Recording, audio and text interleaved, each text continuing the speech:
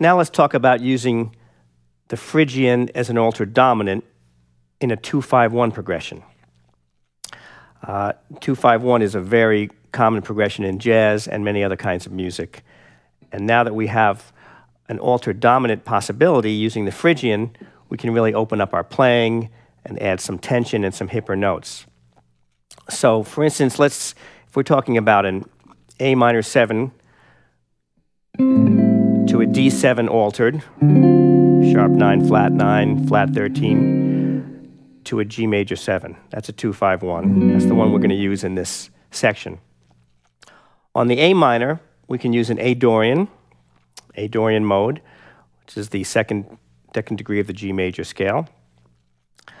On the D7, we can now use a D Phrygian mode, which is a B flat major scale starting on D.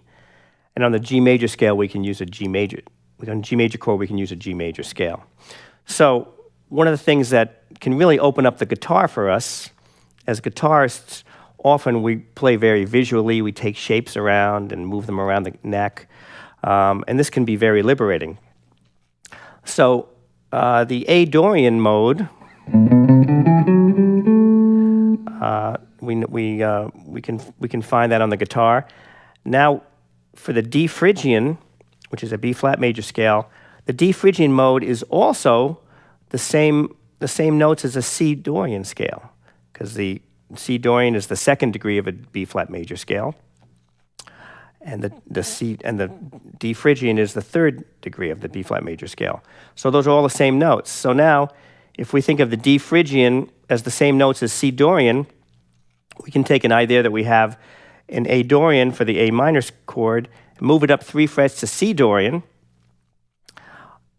which is also the same notes as D Phrygian, and then resolve it to G major. So something that we play in A Dorian, I'm not going to move that same idea up 3 frets.